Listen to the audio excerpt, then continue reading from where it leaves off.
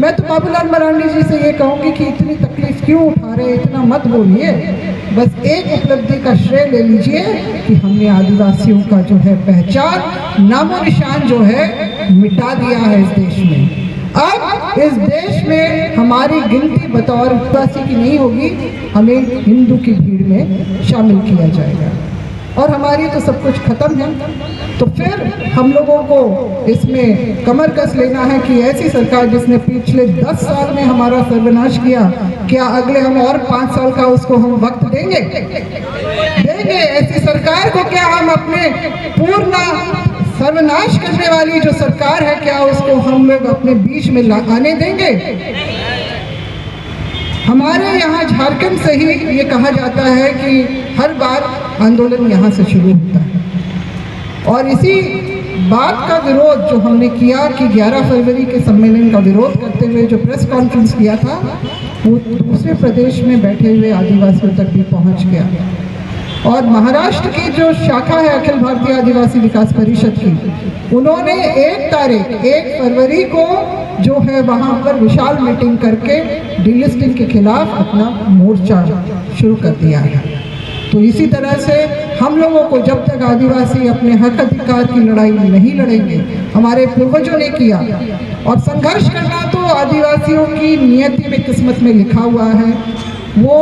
शांति से नहीं रह सकता है। उसके ऊपर लगातार हमले होते हैं क्योंकि वो बहुत सारी संपत्ति जो हमारे जल जंगल जमीन का मालिक है,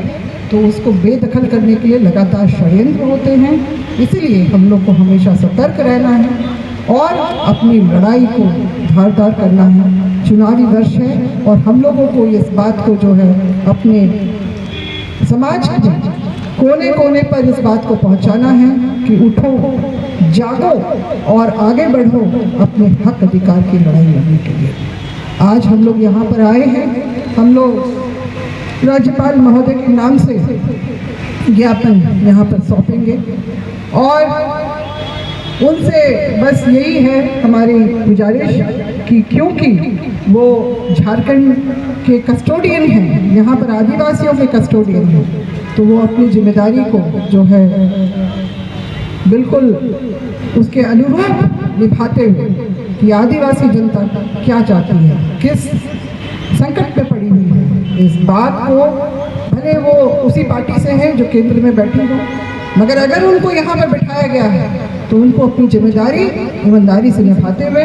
सर्वोच्च स्थान तक पहुँचाना है और आदिवासियों को इस संकट से बचाना है। इस उम्मीद के साथ कि हमारे झारखंड के माननीय राज्यपाल जी हमारी बातों को जो है संबंधित सर्वोच्च स्थान पे इसको जरूर ले जाएंगे, क्योंकि एक वक्त था जब इसी राजभवन में हमारी तत्कालीन राज्यपाल आदरणीय श्रीमती द्रौपदी मुर्मू जी यहाँ पर आसीन थी और 20 अक्टूबर 2020 को हमने अपने इसी आदिवासी धर्म कोड की मांग को उनके सामने रखा था और ये बताया था कि जो आज़ादी से पहले आदिवासियों को अंग्रेजों द्वारा भी जनगणना के प्रपत्र में अलग अलग कॉलम कोड में रखा गया था, किसी भी अन्य धर्म समुदाय से अलग रखा गया था, क्योंकि अंग्रेज भी समझते थे, उन्होंने देख लिया था कि आदिवासी समुदाय जो है वो बिल्कुल अपनी विशिष्ट परंपरा, संस्कृति, इतिहास के चलते उसकी जनगणना हम लोगों को अलग करनी है, क्योंकि आदिवासी विशिष्ट है, वो इस देश का मालिक है और वो किसी के सामने झुकता नहीं है। अंग्रेजों के सामने भी नहीं झुके हमारे पूर्वज, बल्कि अंग्रेजों को झुकना पड़ा और हमारी अपनी जल जंगल जमीन की विरासत को बचाने के लिए 3 बड़े ऐसे कानून बनाए गए, जैसे संथाल परगना टेनेंसी एक्ट, दूसरा विल्किंसन रूल कोल्हान में चाईबासा की तरफ जो हमारे हो आदिवासियों ने उन्होंने जो आंदोलन किया, और छोटा नागपुर जो हमारा ये प्रमंडल है, इस क्षेत्र में छोटा नागपुर एनसीआर यानी काश्तकारी अधिनियम, और अंग्रेजों ने ही हमारे आदिवासी क्षेत्रों को अनुसूचित भी किया, चिन्हित किया। और ये government of India act order निकला 2 बार, एक बार 1918 में, दूसरा 1935 में, जिसमें इन बातों का उल्लेख किया गया कि आदिवासियों को उनके स्वशासन में रहने देने के लिए देश में चलने वाला कोई भी कानून यहाँ पर लागू नहीं होगा। आदिवासी अपने हिसाब से अपनी परंपरा, संस्कृति, रूढ़िवादी परंपरा को निभाते हुए वो यहाँ पर वास करेंगे। आज़ादी के बाद जो है, हमें 1951 में अलग से कॉलम कोड दिया। देश भर के हिंदू, मुस्लिम, सिख, ईसाई, बौद्ध, जैन के अलावा आदिवासी, क्योंकि हमारे जो आदिवासी पूरे देश भर में समुदाय बहुत ज़्यादा हैं, आज की डेट में 730 से ऊपर है, तो हमारे लिए आदिवासी धर्म एवं अन्य मान्यताएं का एक अलग से कॉलम कोड 7वें नंबर पर दिया गया, ताकि देश भर के आदिवासी अपनी अपनी आस्था के हिसाब से उसमें अपनी पहचान दर्ज कर सकें, जिसमें हमारे अपने झारखंड, उड़ीसा, बिहार, असम, छत्तीसगढ़ जैसे राज्यों में हमने अपनी पहचान सरना के अंतर्गत दर्ज करवाते आए हैं। और आप लोगों को याद होगा कि पिछला जनगणना हर 10 साल में होता है। 2011 में आखिरी जनगणना हुई थी इस देश में, और उसमें आप लोगों को ये शायद कान में भी पड़ा होगा कि 50 लाख के सन्ना आदिवासियों का जो है उपस्थिति दर्ज हुई थी। आंकड़ा बना था कि 50 लाख के सन्ना आदिवासी इस देश में हैं। वैसे उससे कहीं ज़्यादा ही होंगे, हमारे ज़्यादा हैं ही, मगर वो आंकड़ा एक बना था, यानी कि वो कॉलम कोड हमारे पास में था, तभी बन पाया था। मगर साथियों, हम इस बात को जान रहे हैं कि जिस तरह से 2014 में नरेंद्र मोदी जी की सरकार यहाँ पर बनी, बड़े बड़े वायदे किए उन्होंने, और उन्होंने एक वायदा ये भी किया था, एक वक्त वो आए झारखंड में, उन्होंने कहा था कि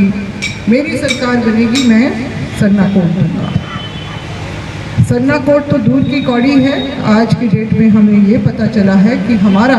जो मूल कोड है आदिवासी धर्म एवं अन्य मान्यताएं को भी हटा दिया गया है, क्योंकि 2016 में ये बात उठी थी कि सरना सनातनी एक है, आदिवासी हिंदू है, उसको अलग से कॉलम कोड क्यों? आदिवासी हिंदू है, उसको अलग से कॉलम कोड क्यों? कि हमारी पहचान अलग से नहीं बरकरार रहनी चाहिए, वो अब खत्म कर दी जाएगी, इसका एक तरह से उन्होंने घोषणा कर दी। और हमें बाद में पता चला, जब 2020 में जनगणना का काम शुरू होता, उससे पहले कोविड लग गया, नहीं हो पाया किसी कारण से, हमारे पूर्वजों का कहीं ना कहीं से इसमें कुछ रहा होगा हस्तक्षेप, कि तब हमें पता चला कि हमारा कॉलम कोड हटा दिया गया है। देश भर के हिंदू, मुस्लिम, सिख, ईसाई, बौद्ध, जैन के लिए है कोड, मगर इस देश का असली मालिक आदिवासी जो है, जो अपनी विशिष्ट संस्कृति, परंपरा, भाषा, रूढ़िवादी परंपरा, अपने स्वशासन के लिए, अपने संघर्षशील स्वभाव के लिए, हमारे पूर्वजों ने जिस तरह की कुर्बानी दी, उसके लिए जाना जाता है, हमारी पहचान को मिटा दिया गया। कॉलम कोड जो है किसी भी धर्म, जाति, समुदाय का आंकड़ा बनाती है, उसकी आबादी, हर एक स्तर की गिनती होती है। और 2011 का जो आंकड़ा बना था, वो था देश भर में 10 करोड़ 40 लाख आदिवासियों का, जिसको हम सही नहीं मानते हैं, क्योंकि बहुत सारी गड़बड़ियां जो हैं वो पहले के चले आ रहे षड्यंत्र के तहत जो है हमें समझ में आता है कि गड़बड़ियाँ की गई हैं। जैसे छत्तीसगढ़ का उसी समय मैंने देखा, पढ़ा था कि वहाँ पर बस्तर जिले जो बिल्कुल घनघोर एकदम आदिवासी इलाका है, वहाँ पर भी हिंदू धर्म के आगे लिखा जाता है। धर्म के कॉलम में हिंदू डाल देते हैं। जो गणक जो आते हैं हमारे घर में, जो सर्वे करने आते हैं ना, वही हिंदू लिख देते हैं। वो झारखंड में भी हुआ है, अन्य प्रदेशों में भी है। और इसी तरह से जो है हमारा जो है, जो मुझे देश के दूसरे हिस्सों में भी जाने का मौका मिलता है, वहाँ पर भी इसी तरह की गड़बड़ियाँ सुनने को मिलती है। जैसे कि देवी कुमारी, हमारी बहुत सारी माताओं के नाम के आगे देवी लिख दिया जाता है, बच्चियों के नाम के आगे कुमारी लिख दिया जाता है, जिसको जनगणना के समय झाड़ू मार के किसी भी समुदाय में डाला जा सकता है। परिवार का मुखिया कोई भी अपना उपनाम लिखता हो, किसी भी समुदाय से हो, उराव, मुंडा, खड़िया हो, संथाली या फिर खैरवाल या किसी का भी हो, मगर उसके घर के परिवार की महिलाएं या बच्चियों का अगर देवी कुमारी लिखा है तो वो आसानी से किसी भी समुदाय में डाला जा सकता है। इसका प्रमाण ये है कि 2015 में एक मामला आया था रातू के गांव का, जिसमें 435 गांव का घर का वो गांव जिसमें 400 आदिवासी परिवार और 35 जो है अन्य समुदाय का वो था, परिवार था, मगर उस आंकड़े को ही उल्टा करके 400 अन्य समुदाय हो गए और आदिवासियों का परिवार मात्र 35 रह गया। तो इस तरह की गड़बड़ियाँ हेर फेर होती रही हैं। आगे कुछ मामले सामने आ जाते हैं, कुछ नहीं आते हैं। इस मामला को लेकर मैं तत्कालीन मुख्यमंत्री रघुरदास जी के पास गई थी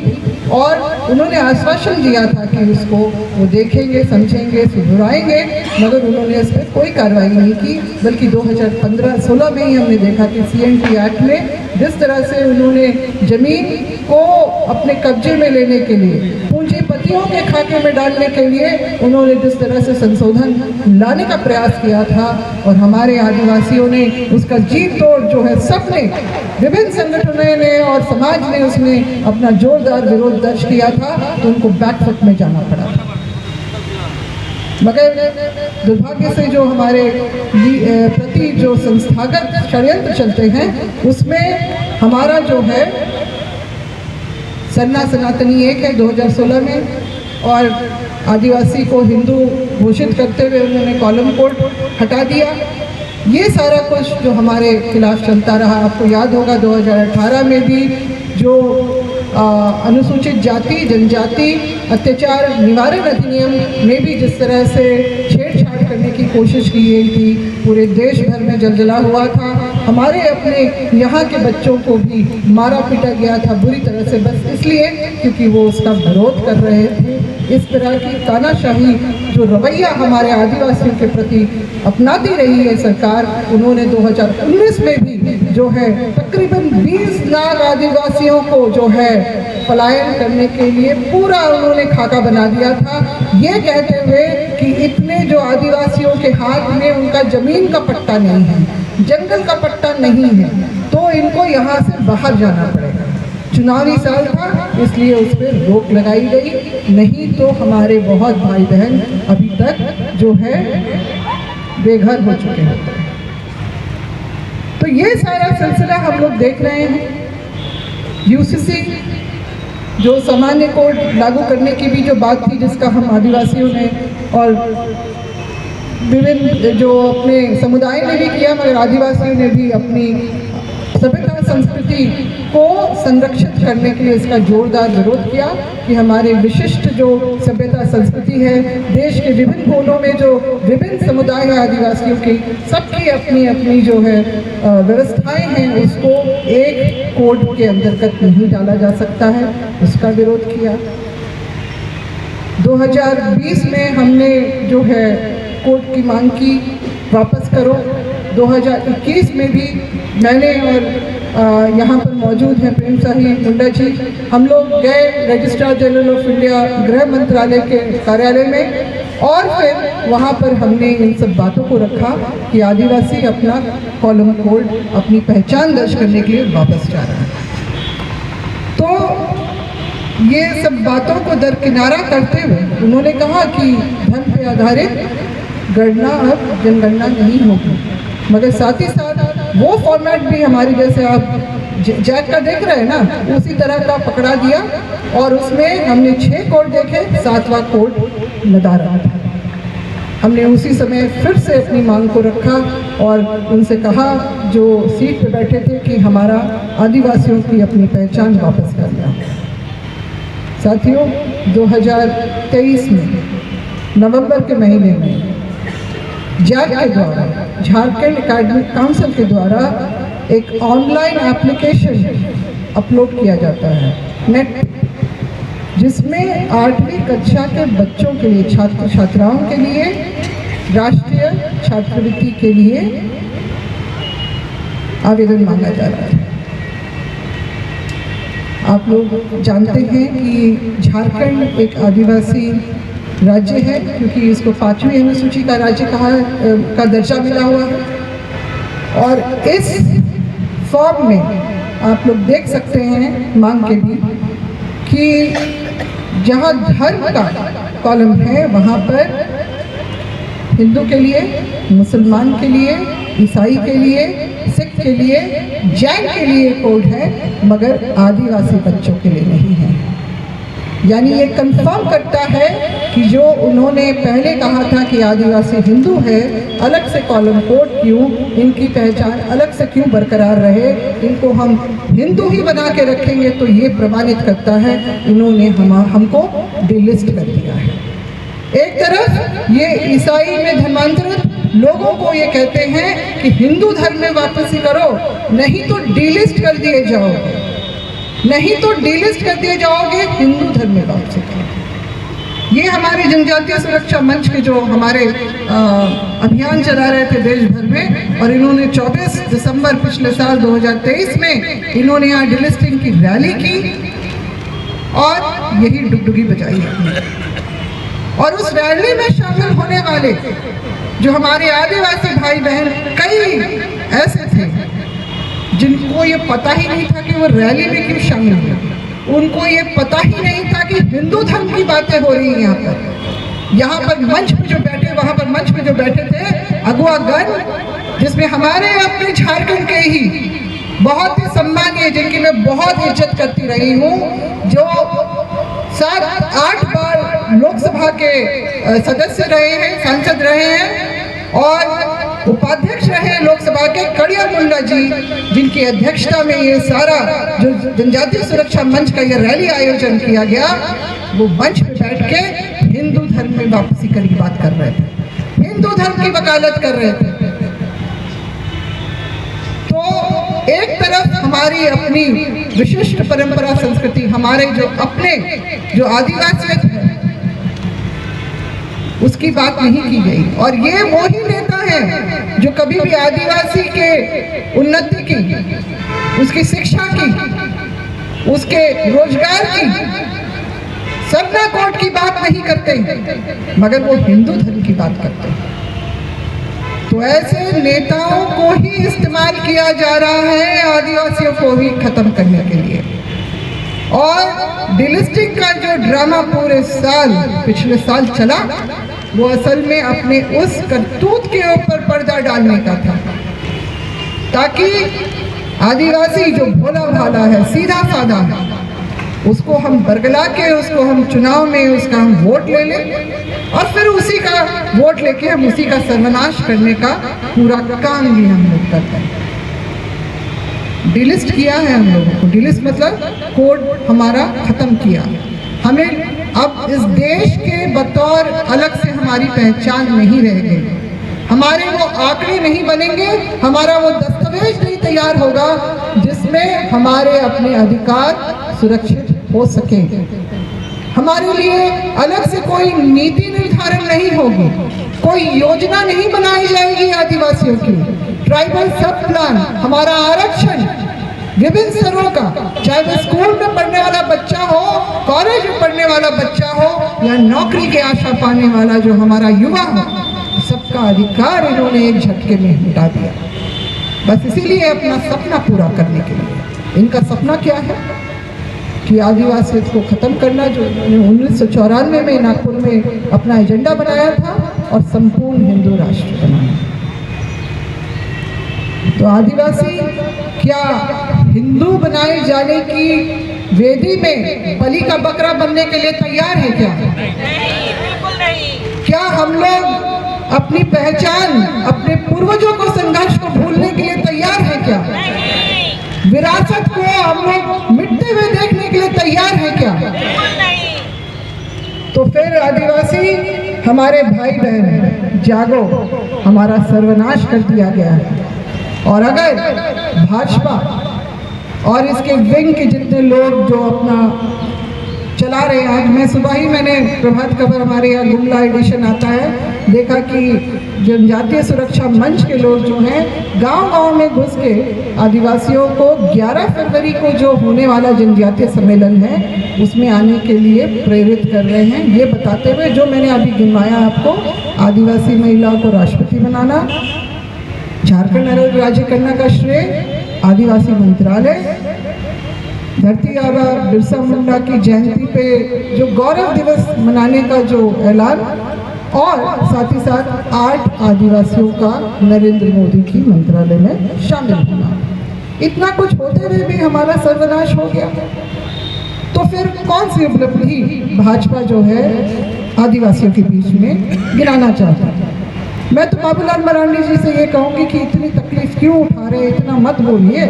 बस एक उपलब्धि का श्रेय ले लीजिए कि हमने आदिवासियों का जो है पहचान, नामो निशान जो है मिटा दिया है इस देश में। अब इस देश में हमारी गिनती बतौर हिंदू की नहीं, आदिवासी की नहीं होगी, हमें हिंदू की भीड़ में शामिल किया जाएगा और हमारी तो सब कुछ खत्म है।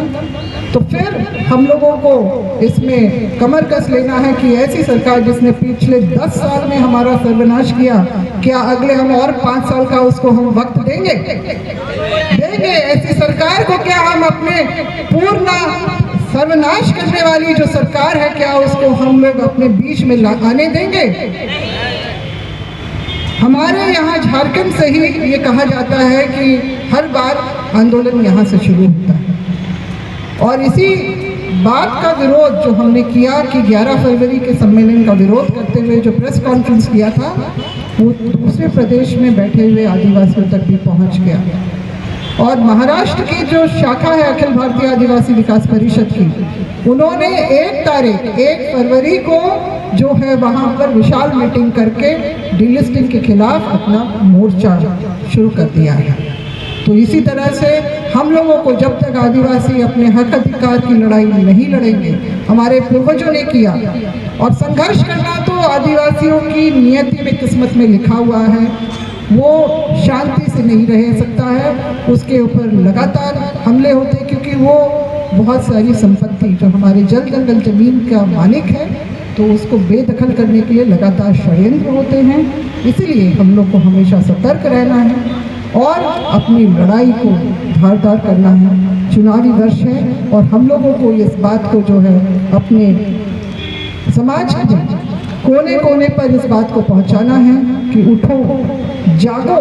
और आगे बढ़ो अपने हक अधिकार की लड़ाई लड़ने के लिए। आज हम लोग यहाँ पर आए हैं, हम लोग राज्यपाल महोदय के नाम से ज्ञापन यहाँ पर सौंपेंगे और उनसे बस यही है हमारी गुजारिश कि क्योंकि वो झारखंड के कस्टोडियन हैं, यहाँ पर आदिवासियों के कस्टोडियन हैं, तो वो अपनी जिम्मेदारी को जो है बिल्कुल उसके अनुरूप निभाते हुए कि आदिवासी जनता क्या चाहती है, किस संकट पे पड़ी हुई है, इस बात को भले वो उसी पार्टी से हैं जो केंद्र में बैठी हो, मगर अगर उनको यहाँ पर बिठाया गया है तो उनको अपनी जिम्मेदारी ईमानदारी से निभाते हुए सर्वोच्च स्थान तक पहुँचाना है और आदिवासियों को इस संकट से बचाना है। इतना ही कहते हुए मैं अपने अन्य जितने भी हमारे लोग आए हुए हैं अगुवागण, मैं उनसे